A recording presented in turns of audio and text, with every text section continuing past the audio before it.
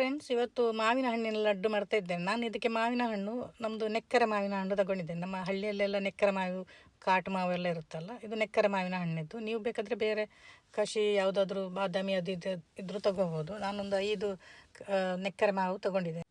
ಅದನ್ನು ಚೆನ್ನಾಗಿ ತೊಡಿಬೇಕು ನೋಡಿ ನೀರಲ್ಲಿ. ಹೀಗೆ 5 ಸಾಕು.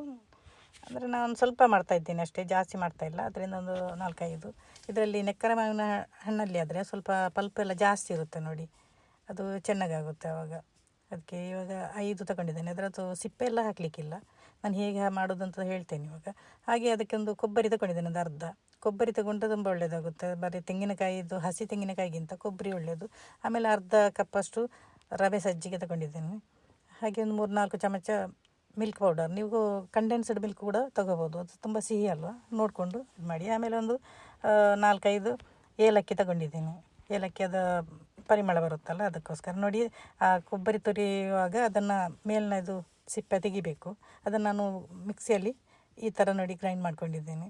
ಡೆಸಿಕೇಟೆಡ್ ಕೊಕೊನಟ್ ಇದ್ದರೆ ಅದನ್ನು ಕೂಡ ಹಾಕೋಬೋದು ನೀವು. ನಾವು ಡೆಸಿಕೇಟೆಡ್ ಕೊಕೊನಟ್ ಮಾಡೋದು ಹೇಗೆ ಅಂತ ಅನ್ನೋದನ್ನು ಕೂಡ ಹೇಳಿದ್ದೇನೆ ನಾನು. ಇದೇ ಥರ ಮಾಡೋದು ನೋಡಿ. ಅಲ್ಲಿ 1 ಕಪ್ ಸಿಕ್ಕಿದೆ ಅದರಲ್ಲಿ. ನಾನು 1 ಕಪ್ ಎಲ್ಲ ಹಾಕ್ತಾಯಿಲ್ಲ ಇದಕ್ಕೆ ನೋಡಿ. ಇವಾಗ ಇದನ್ನು ಹೀಗೆ ಕಟ್ ಮಾಡಿ ಇದ್ರದ್ದು ಪಲ್ಪ್ ಎಲ್ಲ ತೆಗಿಬೇಕು. ಅದರ ಸಿಪ್ಪೆ ಗೊರಟೆ ಎಲ್ಲ ಬೇಡ, ಬರೀ ಅದು ನೋಡಿ ಪಲ್ಪ್ ಸಿಕ್ಕಿದ್ರೆ ಆಯಿತು. ಇಷ್ಟು ಸಿಕ್ಕಿದೆ. ಇವಾಗ ನಾನು ಅದಕ್ಕೆ ಸಕ್ಕರೆ ಹಾಕ್ತಾಯಿದ್ದೀನಿ, ಒಂದು 2 ಚಮಚ. ಒಂದು 2 ಚಮಚ ಜಾಸ್ತಿ ಹಾಕೋಬೋದು, ಅದು ಅಷ್ಟು ಸಿಹಿ ಆಗಿರಲಿಲ್ಲ. ಅದರಿಂದ ಒಂದು 4 ಚಮಚ ಹಾಕೋಬೋದು. ನಿಮಗೆ ಸಿಹಿ ಬೇಕಾದರೆ ಹಾಕ್ಕೊಳ್ಳಿ, ಇಲ್ಲದಿದ್ದರೆ ಬೇಡ. ಇನ್ನೊಂದು ಪಾತ್ರೆಗೆ ನಾವು ಈ ಕೊಬ್ಬರಿಯನ್ನು ಸ್ವಲ್ಪ ಫ್ರೈ ಮಾಡಬೇಕು. ಅಂದರೆ ಅದರದ್ದು ಥರ ಪಸೆ ಎಲ್ಲ ಹೋಗಬೇಕು, ತುಂಬ ಚೆನ್ನಾಗಾಗುತ್ತೆ ಅದು. ಒಣ ಕೊಬ್ಬರಿ ಆದರೆ ತುಂಬ ಚೆನ್ನಾಗಿರುತ್ತೆ. ಇದು ಸ್ವಲ್ಪ ಹಸಿ ಕೊಬ್ಬರಿ, ಅಷ್ಟು ಒಣಗಲಿಲ್ಲ. ಒಣ ಆದರೆ ತೊಂದರೆ ಇಲ್ಲ. ಇಲ್ಲಾಂದರೆ ನೀವು ಡೆಸಿಕೇಟೆಡ್ ತಗೊಂಡ್ರೆ ಅದನ್ನು ಹಾಕೋಬೋದು. ಈ ಪೇಟೆಯಲ್ಲಿರೋರಿಗೆಲ್ಲ ಡೆಸಿಕೇಟೆಡ್ ಕೊಕೊನಟ್ ಎಲ್ಲ ಅಂಗಡಿಯಲ್ಲೆಲ್ಲ ಸಿಗುತ್ತಲ್ಲ, ಅದನ್ನೇ ಹಾಕೋಬೋದು. ನಾನೀಗ ಅದನ್ನು ಫ್ರೈ ಮಾಡ್ತಾಯಿದ್ದೀನಿ. ಫ್ರೈ ಮಾಡಿದ ಮೇಲೆ ನಾನು ಅರ್ಧ ಮಾತ್ರ ತಗೊಳ್ಳಿರೋದು, ಮತ್ತೊಂದು ಅರ್ಧ ಬೇರೆ ಹೇಳ್ತೇನೆ ನಾನು. ಹಾಗೆ ಅದೇ ಪಾತ್ರೆಗೆ ಒಂದು 3-4 ಚಮಚ ತುಪ್ಪ ಹಾಕಿ ಮೊದಲು ನಾವು ಇದನ್ನು ರವೆಯನ್ನು ಚೆನ್ನಾಗಿ ಹುರಿಬೇಕು. ಅದು ಪರಿಮಳ ಬರಬೇಕು ಅದರದ್ದು, ರವೆದ್ದು. ಅಂದರೆ ಅದು ಹಸಿ ವಾಸನೆ ಎಲ್ಲ ಹೋಗಬೇಕು ಅದರದ್ದು.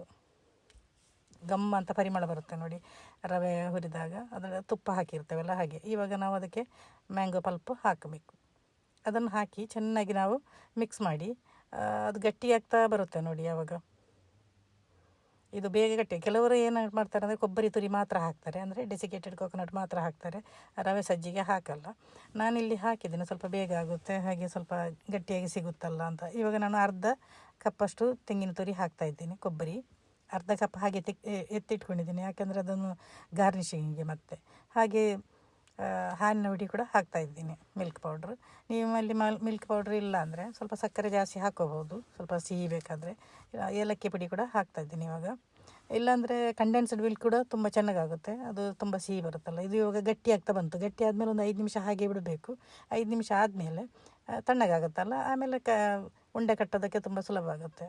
ಕೈಗೆ ಸ್ವಲ್ಪ ತುಪ್ಪ ಹಚ್ಚಿ ಸಣ್ಣದಾಗಿ, ನಮ್ಮ ಲಡ್ಡು ಎಷ್ಟು ದೊಡ್ಡದಾಗಿ ಬೇಕು ಅಷ್ಟು ದೊಡ್ಡ ಲಡ್ಡು ಕಟ್ಟಿದರೆ ಅಷ್ಟು ಆಯಿತು. ಇಲ್ಲಿ ಮಾವಿನ ಲಡ್ಡು ರೆಡಿ ಆಗುತ್ತೆ ನೋಡಿ. ನಾನೀಗ ತುಪ್ಪ ಹಾಕ್ತಾಯಿದ್ದೀನಿ ಕೈಗೆ. ಹಾಗೆ ಈಗ ಉಂಡೆ ಕಟ್ತಾಯಿದ್ದೀನಿ ನೋಡಿ. ಉಂಡೆ ಎಷ್ಟು ದೊಡ್ಡದು, ಇಷ್ಟು ದೊಡ್ಡದು ಸಾಕು. ಬೇಗ ಪಕ್ಕನ ನೋಡುವಾಗ ನಮಗೆ ಮೋತಿಚೂರು ಲಡ್ಡು ಥರನೇ ಕಾಣಿಸುತ್ತೆ ನೋಡಿ. ತುಂಬ ಚೆನ್ನಾಗಾಗ್ತದೆ. ಸ್ವಲ್ಪ ಸಿಹಿ ಜಾಸ್ತಿ ಆದರೆ, ಸಿಹಿ ಪ್ರಿಯರಿಗೆ, ಕೆಲವರಿಗೆ ಸಿಹಿ ಆಗೋದಿಲ್ಲಲ್ಲ, ಹಾಗೆ ನಾನು ಅದನ್ನು ಕೊಕೊನಟಲ್ಲಿ ಸ್ವಲ್ಪ ಇದು ಮಿಕ್ಸ್ ಮಾಡಿ ಮತ್ತು ಮೇಲ್ಗಡೆ ನೀವು ಬಾದಾಮಿ ಏನಾದರೂ ಡ್ರೈ ಫ್ರೂಟ್ಸ್ ಎಲ್ಲ ಇಡಬಹುದು. ನಾನು ಸುಮ್ಮನೆ ಗಾರ್ನಿಷಿಂಗ್ ಇಟ್ಟಿದ್ದಷ್ಟೇ. ನೀವು ಕೂಡ ಒಮ್ಮೆ ಮಾಡಿ ನೋಡಿ. ನೆಕ್ಕರೆ ಇಲ್ಲ ಬೇರೆ ಬಾದಾಮಿ, ರಸಪುರಿ, ತೋತಾಪುರಿ ಎಲ್ಲ ಸಿಗುತ್ತಲ್ಲ, ಯಾವ ಮಾವಿನ ಹಣ್ಣಲ್ಲೂ ಕೂಡ ಮಾಡ್ಬೋದು. ನಾನಿಲ್ಲಿ ಇದೇ ಸಿಕ್ಕಿರೋದ್ರಿಂದ ಇದನ್ನು ಮಾಡಿದ್ದೇನೆ.